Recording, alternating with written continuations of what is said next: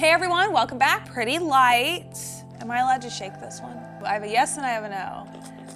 All right, that sounds like change or something. Let's look at the card.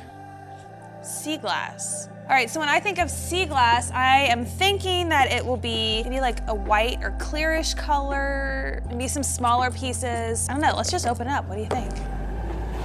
Oh, wow, that's...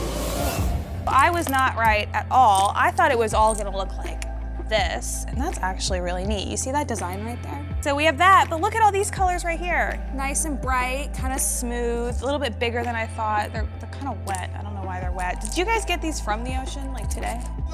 There's so many, all different colors, which is so cool. This is sea glass. Looked a little different than I was expecting, almost better than I was expecting. It's nice and smooth. You can actually see, we talked about the patterns right there. You know, at one point this was some sort of plate, cup, glass, window pane, cola bottle, you know, who knows what. So we've got some sea glass right here, all different colors and shapes, sizes. So there's actually a distinction between beach glass and sea glass. The only difference between sea glass and beach glass is the kind of water it comes from. Sea glass comes from salt water, beach glass comes from fresh water. Other than that, they're the same.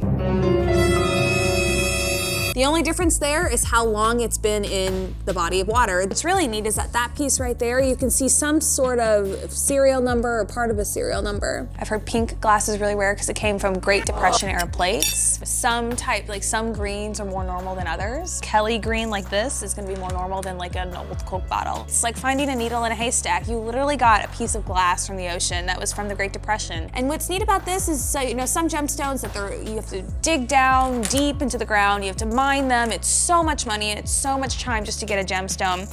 But with these, you know, you're lucky. They're just kind of right in front of you when you're walking down the beach on vacation. I think these two pieces are the coolest that I found. Because you can still see the original patterns right here, and there's some sort of serial number. And in the whole lot of sea glass that I've looked at today, none of the other pieces have anything like this. There's an old wives' tale about sea glass that it's actually mermaid tears. When a sailor died out at sea, the mermaid would cry and would be so sad, and the tears would then turn into glass, and sea glass was those tears. So how is sea glass even made? It's just years and years of being rolled and tumbled in the ocean, beat up by waves, and in some instances, seawater. So there's actually a recommended time to go look for sea glass and beach glass, and that's the first tide after a storm. I speculate that it's because you've had this rough storm and it kind of brought in a lot from the ocean and it blew stuff in. You're able to see more with a lower tide. I think it's safe to say that sea glass has been around as long as glass has been around. This could be a modern beer bottle, or it could be an old window pane from an ancient shipwreck. There's no way of telling. So let's take a closer look at a variety of sea glass. Make sure you're taking a look at the rounded edges and see if you can see any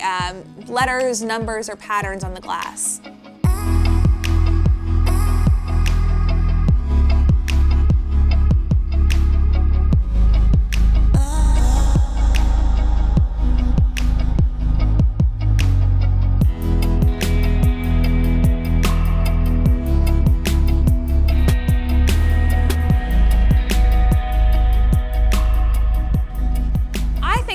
Thing about sea glass is the lore of it. It actually could be mermaid tears, or that's what old sailors thought.